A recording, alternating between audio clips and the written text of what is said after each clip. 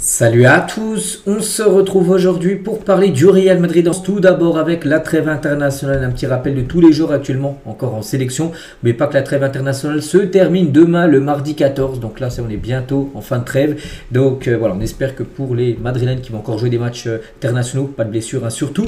Donc concernant des joueurs qui ont pu jouer ce week-end, donc la Turquie de Arda Güler, donc la Turquie s'est imposée facilement 6-1 contre la Bulgarie. Arda Güler a été bon, même très bon dans le match. À hauteur d'un but et deux passes décisives à Arda Güler.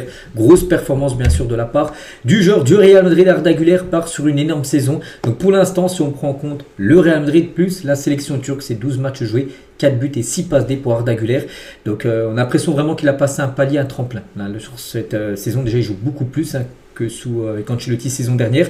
Puis il est beaucoup plus décisif, parce que déjà 10 fois décisif en 12 matchs, Arda Güler. Vraiment là, une part peut-être pour sa saison référence depuis le début de sa jeune, bien sûr, carrière. On continue aussi avec l'Autriche de David Alaba. Donc ils se sont inclinés à 0. En plus, ils ont pris le but à la 94e minute de jeu, l'Autriche. Donc défaite. Donc David Alaba a joué tout le match. Il était le capitaine, mais ça n'a pas suffi. Donc ça, c'est un mauvais résultat, bien sûr, pour le défenseur du Real Madrid. Concernant toujours cette trêve, n'oubliez pas que les joueurs du Real Madrid ont quand même été plutôt bons, même très bons pour certains. Donc tiens, les Brésiliens 5-0, ils se sont imposés il y a quelques jours contre la Corée du Sud. Donc Vini Junior, un but, une passe D. Rodrigo, deux buts, et l'homme du match en plus contre la Corée du Sud. Donc Kylian Mbappé contre l'Azerbaïdjan, c'était vendredi soir. Buteur et passeur D lors de la victoire 3-0 des Français. Et Arda Güler, qu'on a parlé juste avant, victoire 6-1. Et lui, buteur et deux passes D. Donc voilà, les attaquants du Real Madrid ont performé pendant cette trêve internationale. C'est pas fini parce qu'il y a encore quelques matchs à jouer pour certains joueurs. Concernant Kylian Mbappé, donc lui, fin de trêve, plus de matchs. On en a parlé là ces derniers jours. Kylian Mbappé est forfait pour le match de ce soir de l'équipe de France contre l'Islande. Tant mieux, comme ça il va pouvoir se reposer. Et il a passé des tests parce qu'il est déjà de retour à Madrid. Il a passé des tests, une IRM ce week-end pour voir sa cheville, qu'est-ce qu'il y a. Donc les tests de Kylian Mbappé ont exclu une blessure grave. Voilà, c'est pas une blessure grave, c'est une petite blessure. Ça prend seulement quelques jours à se résorber. Il reprendra normalement l'entraînement cette semaine. Voilà, ça peut être aujourd'hui, ça peut être demain, je ne sais pas. Mais d'après ce qui se dit, les gars, Mbappé devrait bien être disponible contre Retafe dimanche prochain, lors de la prochaine journée, bien sûr, de Liga. Et toujours avec Kylian Mbappé. Il est interviewé par Movistar Plus. Movistar Plus, c'est une chaîne de télé espagnole. Et il a perdu beaucoup de poids lors de son infection en juillet. Souvenez-vous, lors de la Coupe du Monde des clubs, on se souvient, il avait loupé les 3 matchs de poule parce qu'en gros, il avait un problème au ventre. Enfin, ouais, il avait la gastro, il vomissait beaucoup, tout ça. Il a dit, j'ai perdu environ 7 kilos quand j'étais malade. Mais là, j'en ai repris 2 ou 3 kilos. Tout compte fait, je suis un peu plus léger qu'à l'époque, que la saison dernière, en gros. Mais je me sens très bien. Et en gros, l'objectif, c'est peut-être pas de récupérer ces 7 kilos.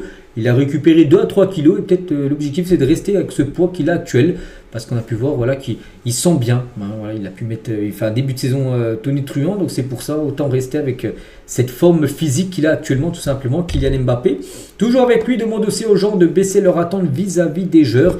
Donc je peux comprendre les gens qui restent assis dans leur canapé et me disent que je gagne beaucoup d'argent, mais nous avons besoin de plus de repos pour régénérer le corps, bien sûr, pour faire souffler bien sûr l'organisme, le corps en gros. Je n'ai jamais vu un footballeur jouer 60 matchs à son niveau maximum. Donc voilà, c'est vrai que les gens dans leur canapé qui disent ouais, ils sont payés des millions, tout ça, il faut qu'ils jouent tout le temps, tout ça, mais oui, après ça coince niveau blessure, bien sûr, parce qu'il faut quand même laisser du temps de repos, bien sûr, c'est très important. Et toujours avec Kylian, il parle aussi de Cristiano Ronaldo, bien sûr, donc CR7 a toujours été mon modèle, un exemple pour moi. J'ai de la chance parce qu'on se parle, il me donne des conseils, il m'aide, il reste en relation, voilà les deux. Jamais joué ensemble, mais voilà, ils sont en contact. Il est le numéro 1, la référence du Real Madrid. Les gens rêvent et parlent encore de Cristiano Ronaldo aujourd'hui. Voilà ce qu'il peut dire sur son exemple, sur son idole, bien sûr. Et CR7, il parle aussi de Lionel Messi, où il a pu évoluer ensemble, enfin du côté du PSG. J'ai eu la chance de pouvoir jouer avec Lionel Messi. Je n'ai jamais pensé que je jouerais avec lui parce que mon rêve a toujours été le Real Madrid. Je n'ai jamais pensé à rejoindre le Barça parce que pour jouer avec Messi, il aurait pu jouer avec Messi à l'époque, mais il joue au Barça bien sûr, mais lui, non, il s'est dit, c'est pour ça que je pourrais jamais jouer avec Messi, parce qu'il va rester toute sa carrière au Barça, puis du coup Messi est venu au PSG, et du coup les deux on peut jouer ensemble, c'est que, voilà, ce qu'il a pu dire sur Messi, Cristiano Ronaldo, comment dire, Kylian Mbappé. Et toujours avec Kylian, on va parler de Saliba, donc défenseur français d'Arsenal, que le Real Madrid ciblait, mais bon, ça semble compliqué, pourquoi? Parce qu'il vient de prolonger son contrat jusqu'en 2030, ça va être compliqué de l'avoir, mais bon, il parle de Mbappé, l'attaquant du Real. Donc Kylian est un bon capitaine pour l'équipe de France, un vrai leader et l'un des meilleurs joueurs du monde. Il possède sans aucun doute un esprit de leadership en lui et quand il parle, tout le monde écoute. Peut-être, voilà, il aura peut-être ce brassard de capitaine, pourquoi pas dans le futur au Real. Bon, pour l'instant, il n'est pas dans les capitaine, on va dire, derrière chez les capitaines. Mais c'est que s'il commence à être, continue bien sûr à être leader un peu, tout ça, il aura le brassard. Cristiano Ronaldo l'a eu à l'époque, hein, bien sûr, hein, le brassard de capitaine, enfin sur certains matchs, pas sur tous les matchs, il y avait surtout Ramos qui l'avait, Mbappé. Et s'il est en équipe de France, on se dit que oui, il peut avoir les aptitudes à l'avoir pour le club du Real Madrid.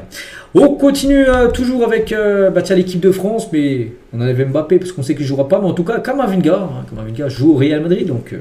Parfait, donc voilà, Camavinga devrait commencer titulaire ce soir contre l'Islande.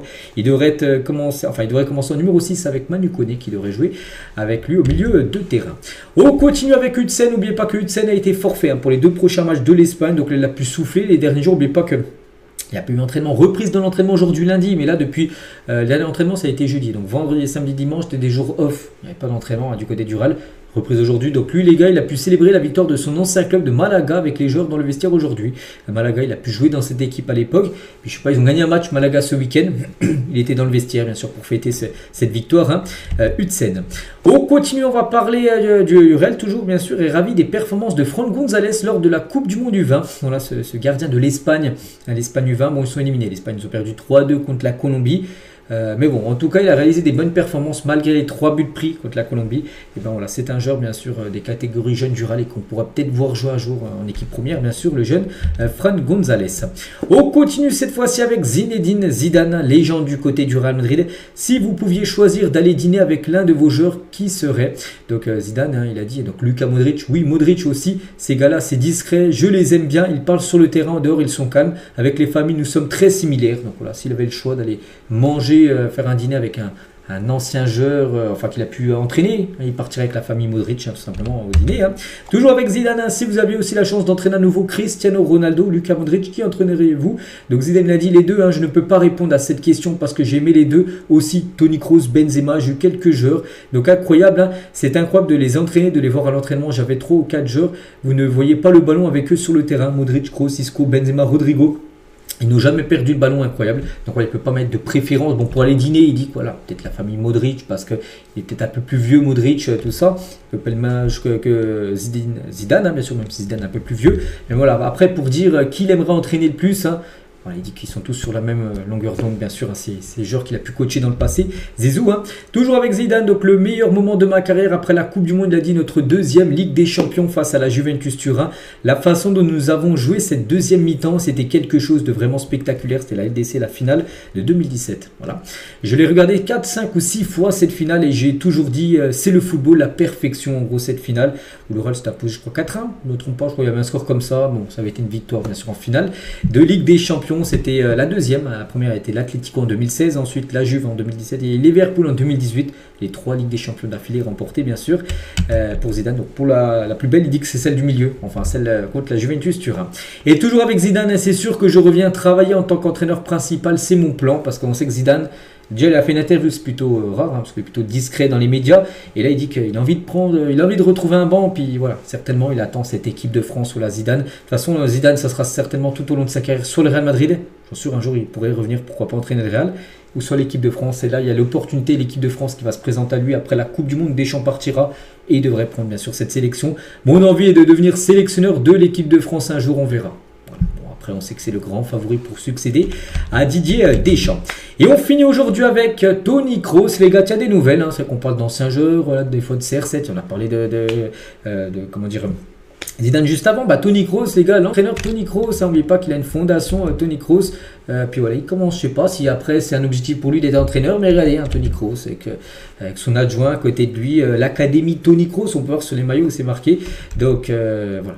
Concernant la nouvelle vie, bien sûr, de l'ancien joueur du Real Madrid. Il est tout jeune encore, il a seulement 35 ans. Il peut même en plus, bien sûr, reprendre sa carrière. Il est encore totalement niveau. Mais maintenant, il a passé à autre chose. Bien sûr, Toni Kroos, on lui souhaite que du bon. N'oubliez pas qu'il habite toujours à Madrid. Il est resté dans sa villa, bien sûr, du côté de Madrid. Donc voilà, les gars, ce qu'il y a à dire aujourd'hui. J'espère que ça vous a plu. On se retrouve demain. Demain, dernier jour de trêve. Demain, puis après, là, voilà, on basculera 100% sur les matchs du Real Madrid avec les belles rencontres qui arrivent. Ça commence dès le week-end prochain avec le match contre Getafe. Et moi, je vous souhaite une bonne journée et à demain.